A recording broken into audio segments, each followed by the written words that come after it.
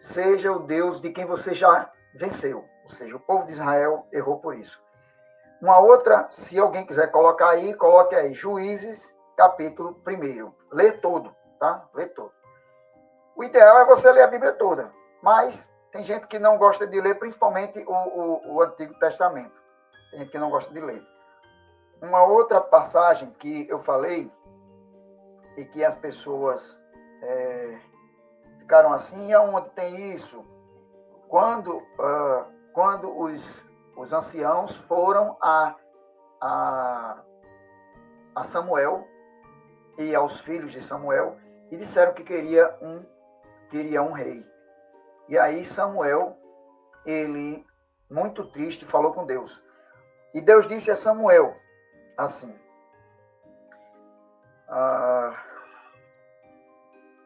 Deus disse a Samuel assim. Samuel disse que os anciãos disseram, aqui é 1 Samuel, certo? 1 Samuel, capítulo 8, versículo 6. Não agradou a Samuel a frase que eles disseram. Eles quem? Os anciãos. Né? Dei-nos um rei para que possa nos governar. Então Samuel invocou a Deus e Deus disse a Samuel: atenda a voz do povo em tudo que eles pedirem. Pois não é a você que eles estão rejeitando. Deus falando com Samuel. Não é a você que eles estão, os povos, né? Os povos, as tribos estão rejeitando, mas a mim.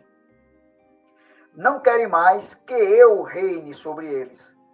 Assim como eles têm feito desde o dia em que eu tirei do Egito até hoje, abandonando-me e servindo a outros deuses.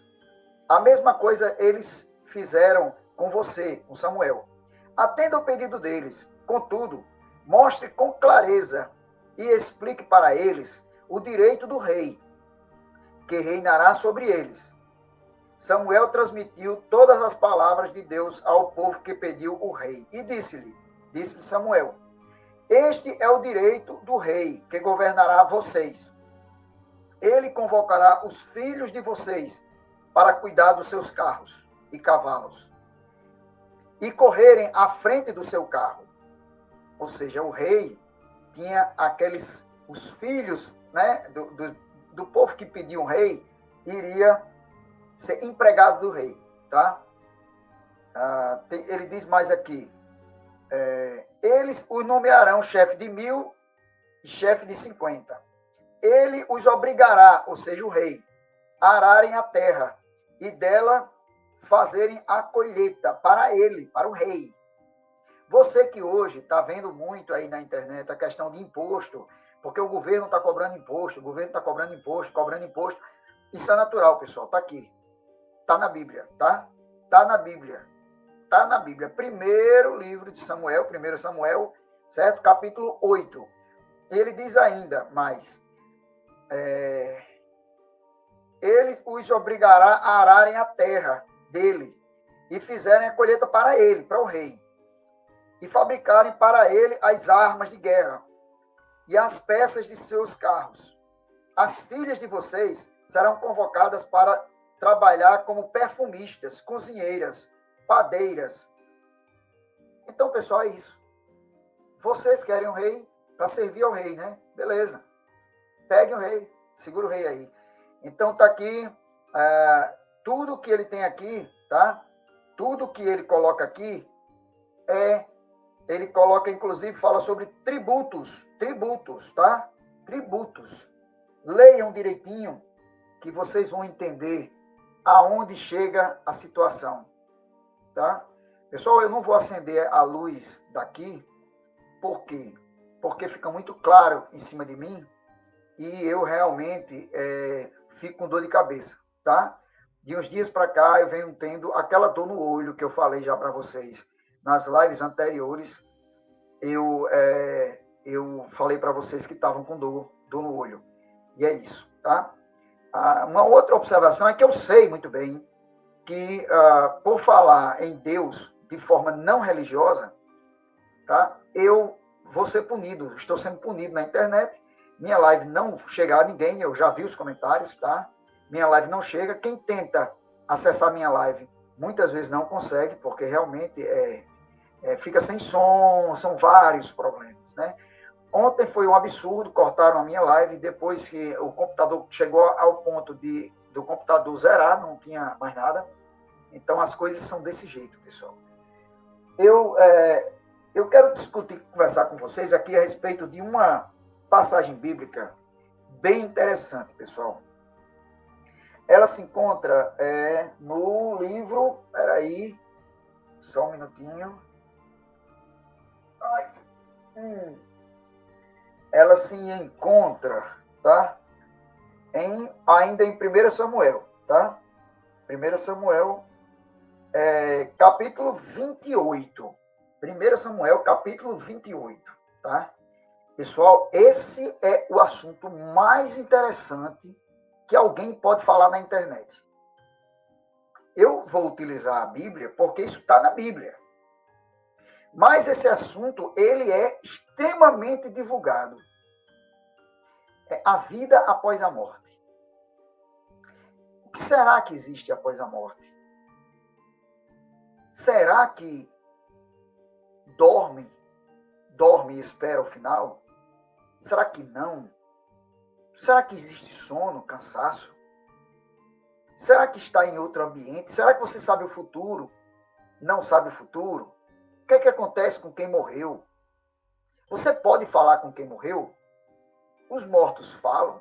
Existe comunicação entre quem está carnal e quem já desencarnou? Será que existe essa comunicação? Então, eu tenho algumas ideias. Eu sei que várias pessoas aí também, com certeza, têm as ideias das pessoas. Mas eu convidei Alcione Giacomiti, né? Vocês conhecem Alcione. Ele também tem experiências em ter lido livros de outras religiões, de outras, vamos dizer assim, outras culturas que pensam diferente, muito diferente, às vezes, da gente, mas que nós temos, pessoal, que aprender a ouvir, aceitar ou não, é coisa interna. Mas tomar conhecimento de algo é uma atitude que tem que ser feita. Você tem que ter a atitude de conhecer a opinião das pessoas. Porque muitas vezes a opinião das pessoas está errada, você vê onde que está certa. Às vezes naquela opinião da pessoa tem uma parte certa e uma errada. Às vezes a opinião da pessoa está toda certa. Então você tem que analisar, o julgar, pessoal. Já expliquei isso 500 vezes, o povo continua errando. O julgar não é condenar. Julgar é analisar. Quando você vai analisar a questão. Então, o julgar não é condenar. Quando você diz que uma pessoa... Eu vou dar um exemplo aqui. 3 mulheres, todo domingo iam para um culto. Maria, Amália e Adriana. Um dia, a Maria... Era Maria, Amália e Adriana, né? Pronto. Um dia, a Maria, ela não foi. As meninas, elas sempre iam juntas no mesmo bairro, e elas foram procurar a Maria, e a Maria não estava. E as duas foram para o culto. E várias semanas, ela ia na casa da Maria, casa fechada, a Maria não estava. Aí a Adriana e a Amália, elas iam para o culto. Certo dia, elas foram para o culto, e lá no culto, sim, antes de chegar no culto, ela viu que Maria estava conversando com uma pessoa e entrou num local, num bordel, num cabaré. E aí elas ficaram conversando e foram para a igreja. Lá na igreja, elas disseram para as pessoas, olha, eu vi Maria, hoje eu vi Maria. Aí as pessoas, aonde? Não, ela estava entrando lá na casa daquelas mulheres. Vixe, aí espalharam na igreja. Isso não é fato real, pessoal. Isso é um exemplo que eu estou dando para vocês. Espalharam na igreja lá no templo que a Maria tinha se transformado em uma prostituta. Elas começaram a conversar e aí levaram esse assunto ao líder da igreja. O líder da igreja, não, como é que pode? A Maria e tal. Todo mundo ficou ali julgando, analisando, julgando o processo. E algumas pessoas já condenavam, diziam, não, é porque ela tinha um jeitinho mesmo, acho que ela é prostituta mesmo. Acho que ela realmente ela tá fora, ela é prostituta. E o que é que aconteceu, pessoal? Certo domingo, a Maria levou 2 prostitutas para a igreja. Entraram no culto e todo mundo ficou ali com aquele olho naquelas mulheres. E todas ficaram admiradas. Maria está com 2 prostitutas dentro da igreja. E o pastor lá pregando disse, não, a prostituição, coisa do Satanás, aquele negócio todo e tal, e humilhando elas. E aí a situação foi tão difícil que as 2 moças, as 2 prostitutas foram embora e Maria ficou lá. E Maria disse, pessoal, eu passei 6 meses falando de Deus para essas mulheres. Consegui arrancá-las de dentro do cabaré e trouxe para a igreja. Olhe como as pessoas julgaram errado, analisaram errado Maria.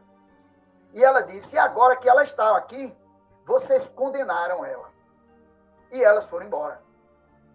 Então, qual é a diferença grande entre julgar e condenar? Quando um preso entra em um julgamento, um júri, ele vai algemado até a sala do júri. Na sala do júri é retirada a algema. Ele não é nem culpado e nem inocente. Ali ele vai ser julgado, analisado o caso dele, para no final ser condenado ou absolvido, ou que se chama inocentado ou condenado. O inocentado é absolvido. Então, ou ele é absolvido, julgado inocente, ou ele é condenado.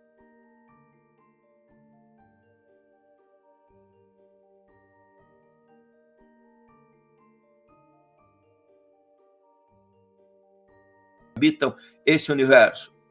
Eu fiz no meu canal um estudo muito profundo, levou 1 ano e meio, com um dos textos mais extraordinários, um cientista americano que teve uma experiência, mas o texto dele é muito bom, e eu me somo a algumas das ideias dele, que é o Dr. James Hurtak, escreveu As Chaves de Enoch, uma revelação, assim como o senhor já confidenciou para mim que teve algumas revelações, o Hurtak teve uma revelação extraordinária, e o conhecimento dele é considerado algo extraordinário. Ele é um cristão, judeu.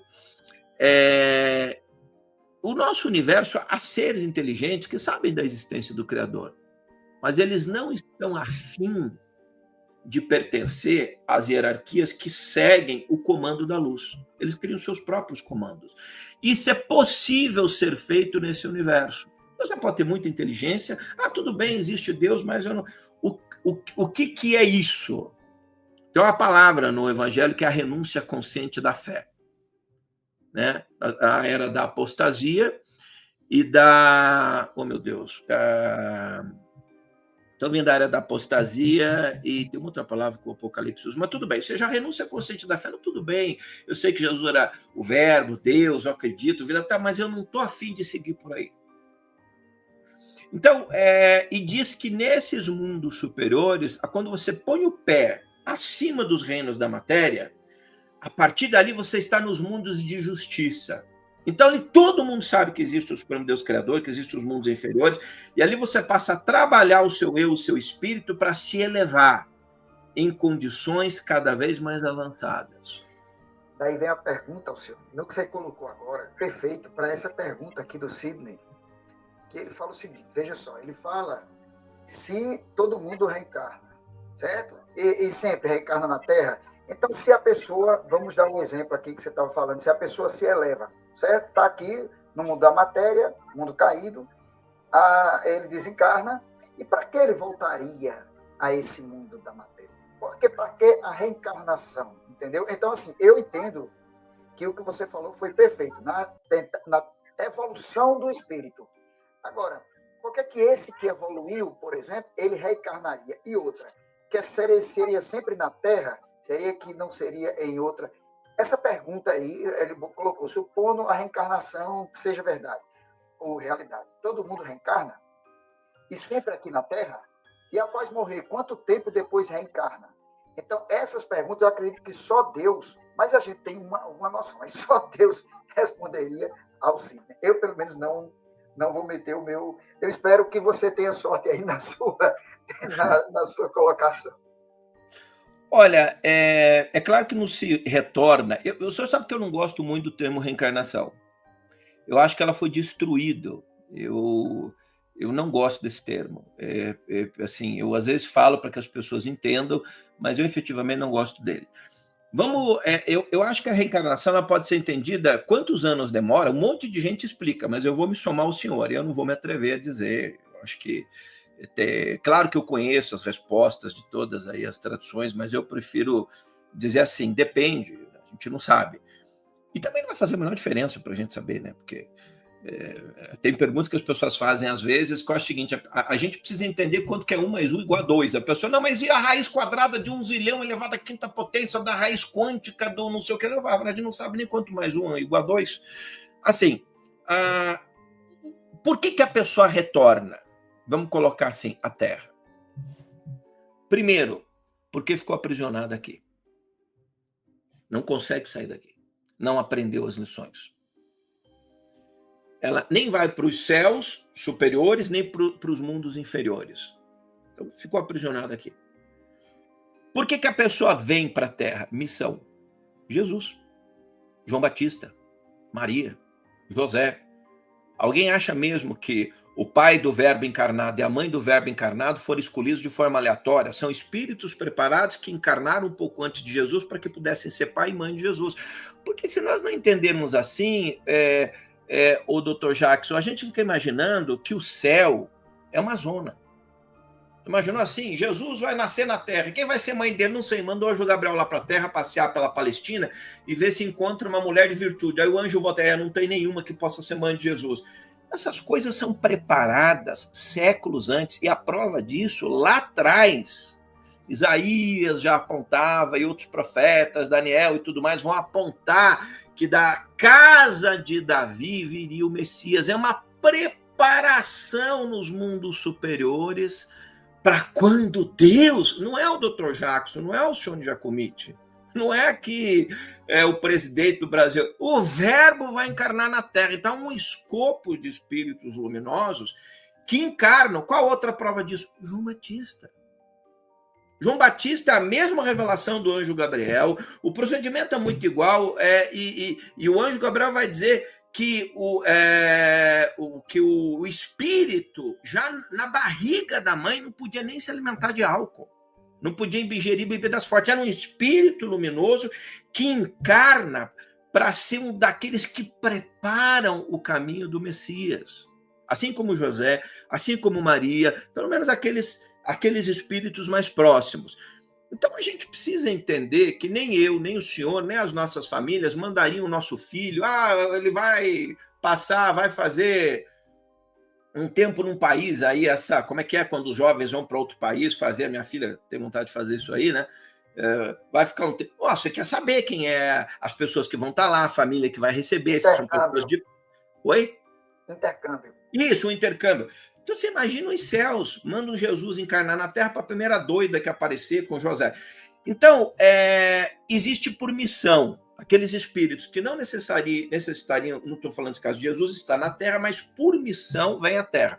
Outros exemplos, um Mahatma Gandhi da vida, um Buda, um profeta Jeremias, um profeta Samuel, Moisés. Você vê que coisa interessante.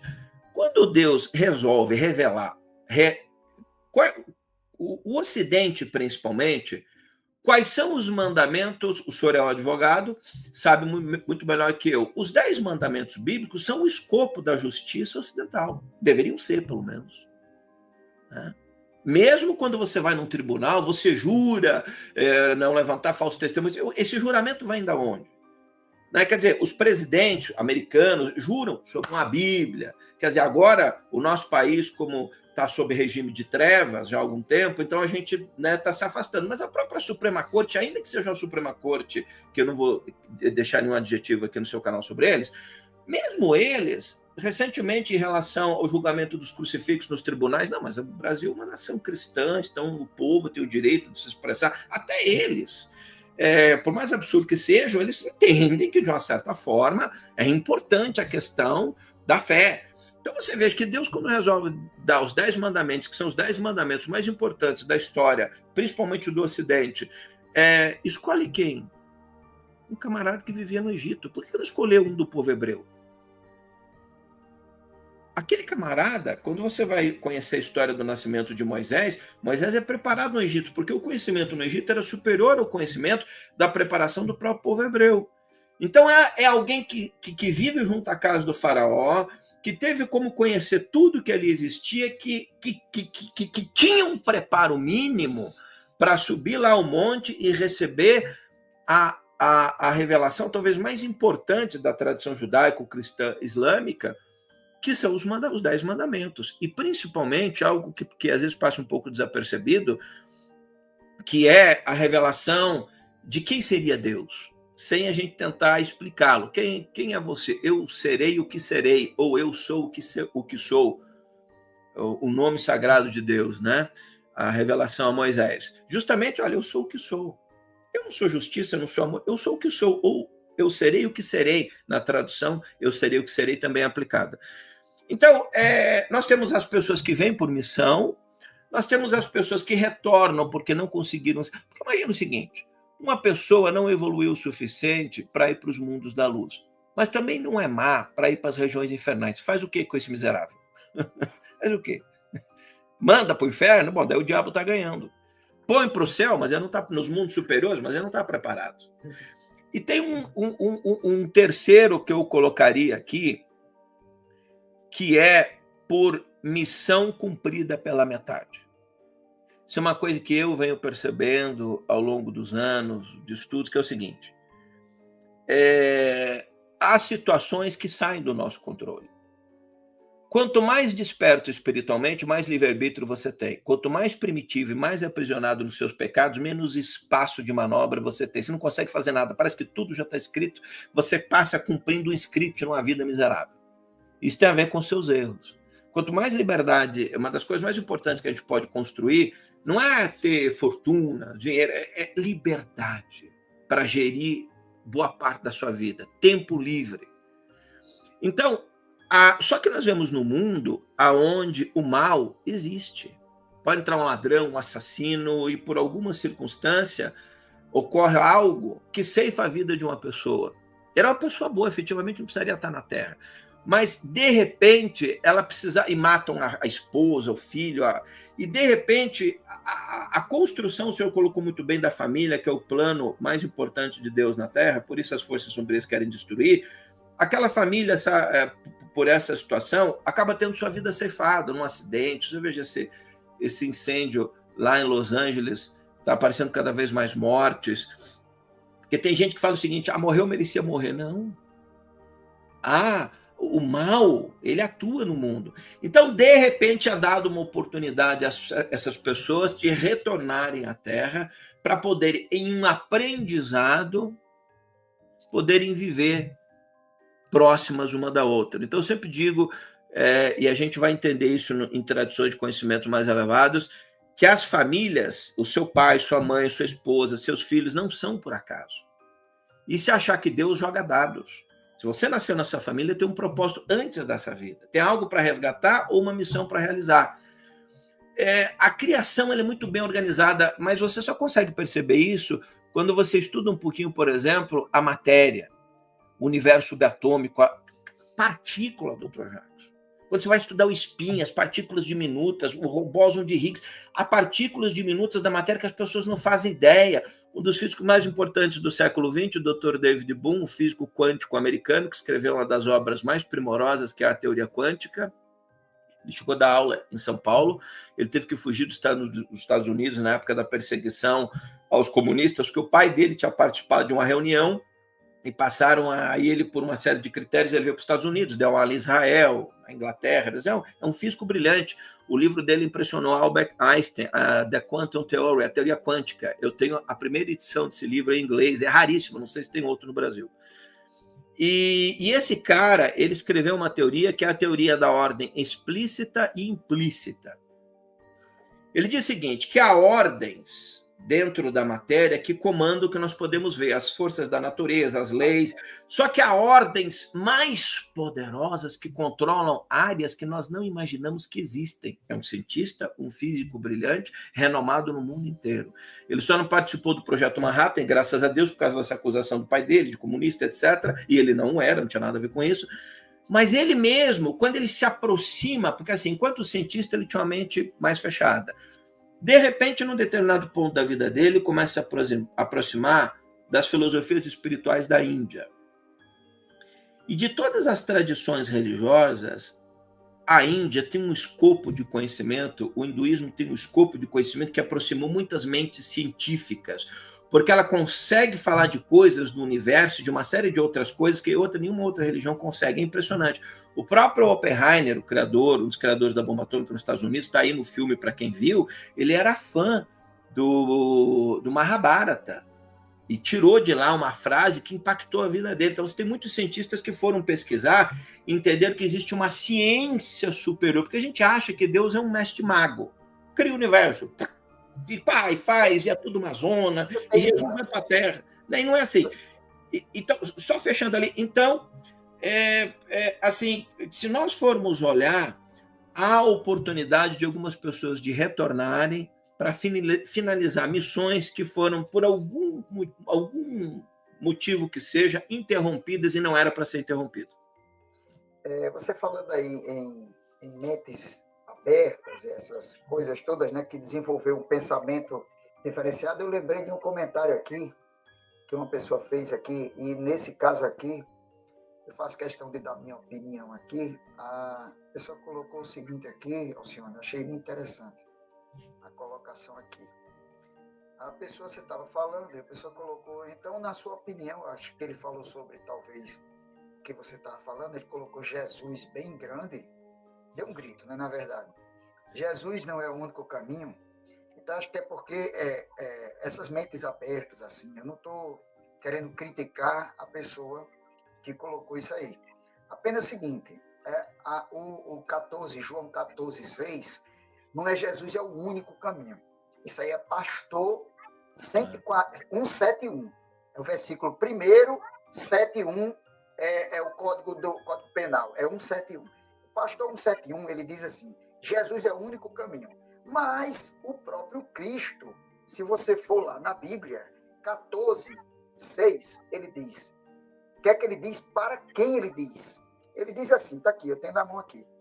E Jesus respondeu, eu sou o caminho, a verdade e a vida. Ninguém vai ao Pai a não ser por mim.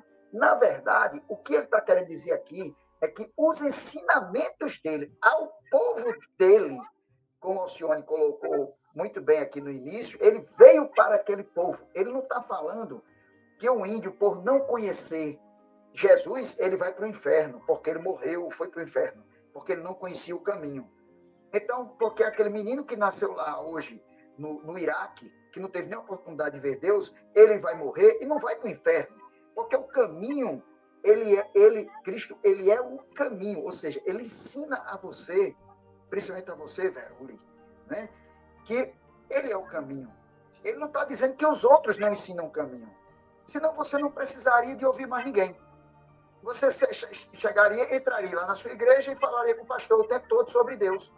Porque o pastor vai falar sobre um Jesus que, na verdade, é colocado dentro da sua cabeça como único. A única religião é aquele criado por aquela religião cristã, que hoje a gente sabe muito bem o que a religião é, e aí você vem e diz, o único não. Ele diz que ele é o caminho, a verdade e a vida, porque ele é a própria palavra dele.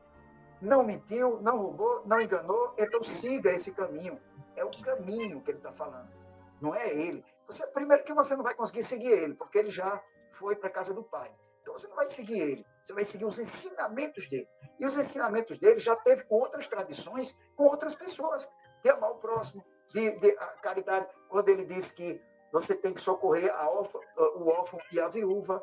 Então, o que ele falava, outros homens falam, e hoje até alguns falam. Então, não é que seja o caminho, seja o nome que você colocou bem grande, e nem muito menos o título que você coloca como sendo aquele... Não adianta você ver o caminho Jesus, levantar a mão, dizer que o aceita dentro de uma igreja, e não seguir o que ele falava. Porque o que ele falava é que ele era o caminho que você deveria seguir. Não o nome, não a pessoa, mas o caminho. Tá? É mais ou menos o que eu acho. O senhor, o que você teria sobre isso aí? Não tenho muito a acrescentar, eu já falei lá no canal sobre isso, exatamente isso que o senhor falou. Quando Jesus fala, eu sou o caminho, a verdade e a vida, ele está dizendo o seguinte, eu sou o caminho. Mas qual é o caminho? Os ensinamentos dele. Ficar simplesmente gritando o nome de Jesus, feito doido, não vai te levar a lugar nenhum a não ser hospício. É claro que o nome do Cristo tem poder, vamos dizer assim, né? Muitas situações que a pessoa, num assalto, um acidente, invoca por fé e é liberta num lapso de milionésimo de segundo. Mas quando ele fala eu sou o caminho, a verdade e a vida, eu sou o caminho do ponto de vista daquilo que eu ensino, porque ele vai dizer o seguinte, quem são os meus discípulos? Aqueles que seguem os meus ensinamentos. Então, você vai encontrar nos ensinamentos de Jesus desapego, amor, perdão, misericórdia. Mas isso você também vai encontrar na manifestação do Cristo em outras culturas. Isso é uma coisa aterrorizante da gente pensar. Jesus não fala que antes de Abraão ser eu sou, porque é uma coisa muito delicada de se tocar, o Dr. Jackson. Não acho que o mundo, assim, de forma aberta, estou sendo bem sincero, seja um tema que a gente deva talvez abordar ou tocar, porque, como eu disse, não adianta a gente falar de coisas lá em cima se a gente não compreende bem a base. Por exemplo, nós confundimos, por exemplo, Jesus é Deus não encarnado na Terra. Encarnado na Terra, ele é Jesus. Fora do corpo físico, ele é Deus.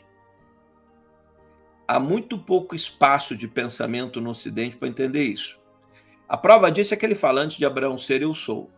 Então, se antes de Abraão ser eu sou, ele está dizendo, eu sou o verbo. Enquanto encarnado na Terra, no corpo físico, eu sou Jesus.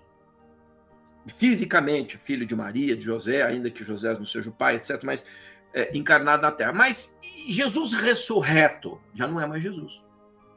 Porque Jesus transcende a encarnação dele enquanto Jesus. Estou conseguindo me explicar? Ou seja, Jesus, antes de encarnar na Terra, já existia. Então, ele só é Jesus naqueles 33 anos. Antes daqueles 33 anos, ele é o verbo. E depois daqueles 33 anos, ele volta a ser o verbo. E esse verbo encarna onde quer, no povo que quer, do jeito que quer. E nós, se tivéssemos um pingo de juízo, não limitaríamos o poder de ação desse verbo. Nós tivéssemos juízo, nós não faríamos isso. Então é melhor se calar. Você acha? Não. Eu não sei. Eu não vou julgar, como o senhor bem estava colocando. Eu não vou dizer que hinduísmo é coisa do diabo, budismo, e só o meu caminho é certo. Então, no mínimo, eu vou dizer o seguinte, são grandes os mistérios e eu não entendo. Isso é uma coisa mais sábia. Mas se nós imaginarmos que Jesus, o Yeshua, ele só é Yeshua, Jesus, nesses 33 anos, que antes disso ele é o verbo e depois volta a ser o verbo, então, ele tem raio de ação, porque ele diz o seguinte no livro de Apocalipse, que na salvação das pessoas que estiverem na Terra, nos eleitos, muitos virão do Oriente, do Ocidente, de todos os cantos da Terra. Bom, a igreja cristã em determinados países é quase nada. E como é que entre os eleitos naquele tempo, das pessoas que estiverem vivas na Terra... Então, assim, se você é bom, se você tem compaixão, você tem amor, segue a sua tradição espiritual, Deus vai te encontrar. Agora, se você é mau, você pode ser cristão, falar o nome de Jesus que não te salva. Você pode ser islâmico, seja o que for. Esse salva no sentido de que você vai ter problemas. Então, eu penso ali como o senhor colocou também. Essa outra colocação aqui, o Sidney colocou assim, sem querer colocar a lei na fogueira. Mas eu li o versículo seguinte, Sidney. Ninguém vem ao Pai senão por mim, no sentido de que ele era a própria reencarnação da verdade, da vida, da busca pelo que é correto, de não julgar ao próximo. Ele está falando dos falsos messias que atuavam na Palestina naquele tempo. Exatamente. A forma que ele andava era diferente daqueles outros falsos. Então, ninguém chegará ao Pai senão por mim. Ou seja, por você conhecer ele, não significa que outra pessoa que... Porque, se fosse dessa forma, ele teria que ser eterno. E ele teria que estar andando agora, por exemplo, lá na Índia. Ele teria que estar andando, por exemplo, lá na África, lá no Oriente Médio. Ele deveria estar andando em vários lugares do mundo para as pessoas seguirem ele. Então, na verdade, o que ele deixou foi um formato de ser que vai se elevar espiritualmente.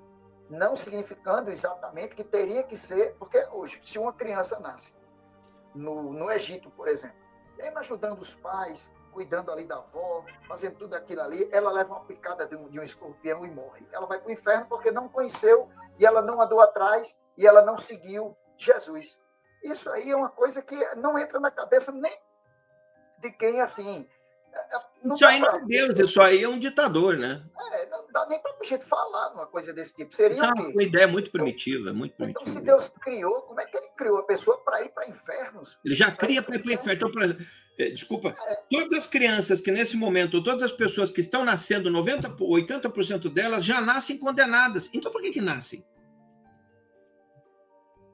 Não tem sentido isso. Agora, assim, com todo respeito, quem é que perguntou isso aí? Foi a mesma outra pessoa? Foi o Sidney.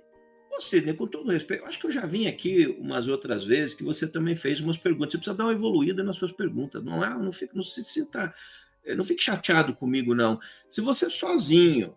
Eu acho que esse tipo de pergunta tem mais o objetivo de criar confusão num debate de temas inteligentes do que necessariamente você estar preocupado em evoluir. Porque se você for sincero com você mesmo, sentar e falar assim, bom, o Criador do Universo. O Criador do Universo não tem time de preferência. Quem são a preferência? As pessoas do bem, que fazem o bem. Então, esse Criador, que deve ser justiça, porque, nós, por exemplo, assim, a gente já tem justiça na Terra. A gente já se lasca na Terra. Daí você vai querer dizer para mim que tem um Deus criador que só vai fazer justiça para você se você nasceu naquele lugarzinho com aquela denominação religiosa. Então, se a gente mesmo fizer um exercício sozinho, você, por exemplo, mandaria uma criança inocente que nasceu no Nepal para o inferno porque não ouviu falar em Jesus? Você, esquece Deus. Você teria coragem de fazer isso, doutor Jacques? Mas eu entendo que ele colocou, inclusive embaixo ele colocou, interessante a contextualização que o Alcione deu. Era mais para a gente naquele momento, faz sentido. Ou seja, ele está entendendo mais ou menos, Alcione, o que você está falando. O problema que ele colocou ali é justamente as pessoas, às vezes, que é o caso talvez de Sidney, que faz algumas perguntas boas, ele colocou mais para chamar a atenção de que os religiosos, eles buscam levantar esse final. Sim, mas daí por que o Sidney não faz uma pergunta inteligente que oportuniza esse espaço importante que o senhor está deixando as pessoas para a gente tratar de um tema que possa alguém evoluir? Porque esse tema é debatido em todos os canais, em todas as religiões, é um tema que já encheu o saco há muito tempo. Aí a pessoa realmente é. Mas é porque talvez, às vezes, Alcione, muita gente faz uma pergunta no chat, entendendo que outras pessoas que não têm tal conhecimento iriam ser beneficiadas pela pergunta da pessoa. E isso é um problema que você não vai... Ele faz algumas perguntas interessantes e outras não. Agora, doutor Jacques, o senhor acredita mesmo, agora eu vou pegar no seu pé, o senhor acredita mesmo que alguém nos dias de hoje, que seja cristão religioso, já não passou por essa pergunta 300 mil vezes? Essa pergunta é feita todo dia, em todo lugar, em toda igreja, desde sempre. Eu assisto, por exemplo, suas lives, e tem um pastor lá, eu agora esqueci o nome dele, que ele foi para uma live sua, né? Assim, um dia ele participou lá, aquele dia que eu fui pessoas ao vivo lá. E aí você fez essa pergunta justamente, se uma criança que está lá na tal país, que não conhece Cristo, ela morrer e ela vai para o inferno, e ele desandou. Não, ele não respondeu. Ele não respondeu, porque não tem condições de responder, porque ele está algemado pela religião. Algemado pela religião dele. Eu entendi ali a questão do Cid, entendi. É que a gente, depois de um determinado tempo, há perguntas que a gente às vezes fala tanto sobre ela. Aquele dia, por exemplo, eu emparedei o pastor, porque assim, não é preciso você conversar com alguém que qualquer pergunta que você faz para a pessoa, ela fique citando o versículo bíblico. Aí eu leio a Bíblia, não preciso escutar a pessoa. Então, assim, eu posso ter um entendimento da Bíblia, etc., mas eu quero ouvir o que a pessoa pensa, como o senhor está fazendo aqui. O senhor conhece bem a Bíblia, mas quer ouvir a opinião. Então, se nós mesmos fizermos essa reflexão, a gente vai ver que nem a gente mesmo seria tão mal assim. Prossiga ali, o Dr. Jackson, naquela sua... o senhor falou que queria entrar em outros temas ali, pode ser, inclusive, seguindo essa linha aí para a gente... Porque assim, pelo que a gente vem estudando, a Bíblia não é o único... Assim, por que estou falando isso, Alcione? Muita gente vai dizer assim, pronto, Jackson agora é ateu. Vai dizer logo que eu sou ateu, que eu estou desviado, que eu estou não sei o quê. Eu nunca fui nem desviado, nem não desviado. Eu não sou religioso. Então, o resultado, quem tiver com esse papo aí de que eu estou desviado, agora sou mais um, como é o nome que eles chamam, discípulo de Alcione, discípulo de tal coisa, eles criticam, porque eu acho que as outras religiões também têm a finalidade, algumas religiões também finalidade, mesmo no erro, às vezes, de buscar algum tipo de conhecimento. Então, eu quero conhecer sobre o budismo, quero conhecer sobre outras religiões, e isso não vai me desviar de Deus. Eu sou cristão, por exemplo. Eu sou cristão. Não tem a ver. Então, assim, a minha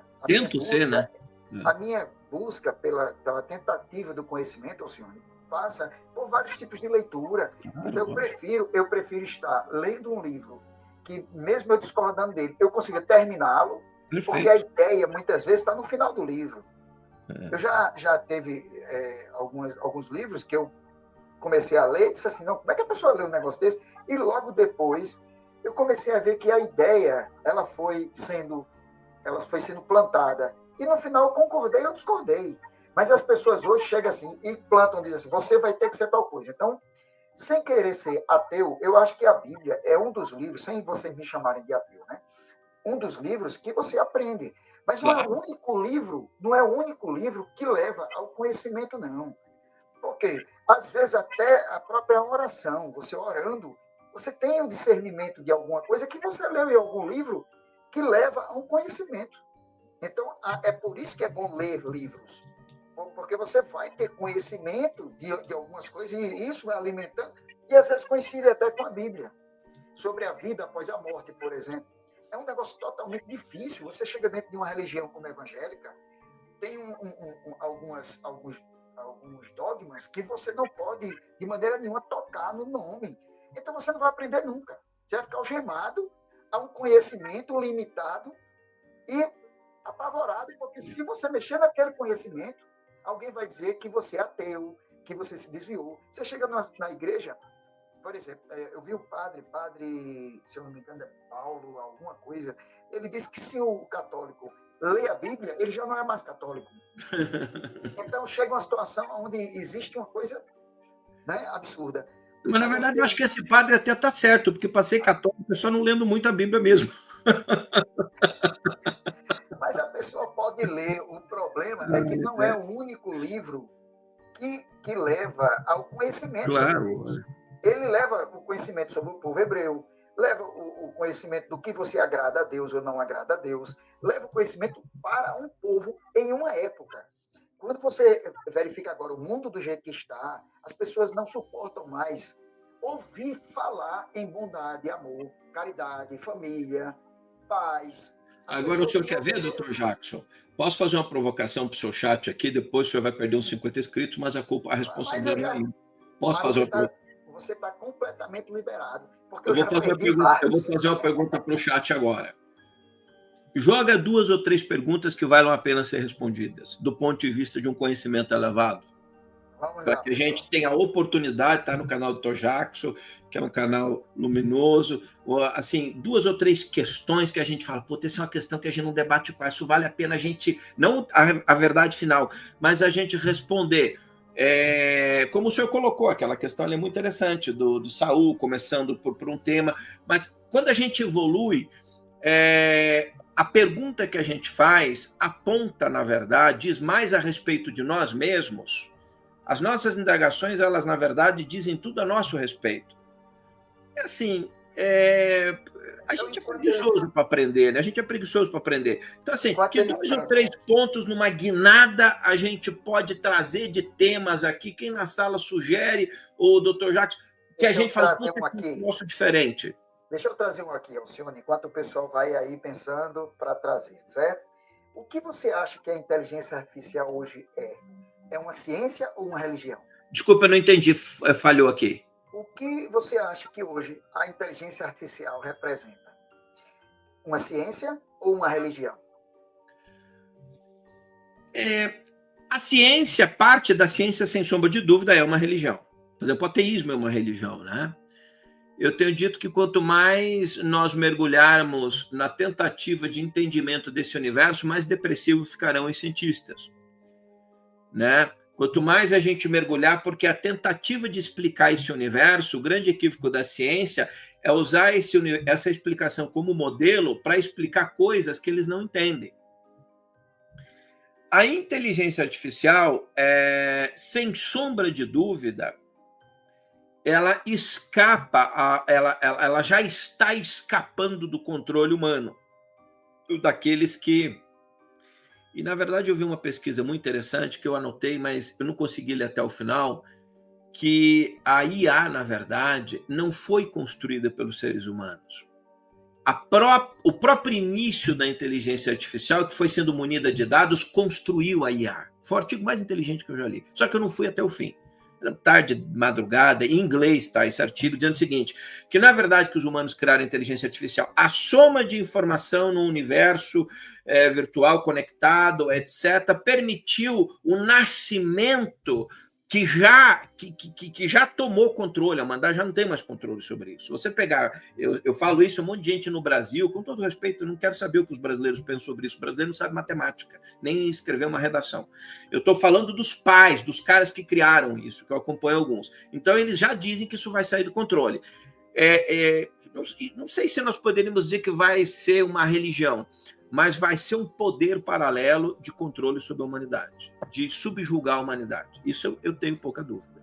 Eu quase não tenho dúvida. Nós seremos subjugados por essa inteligência artificial que vem aí.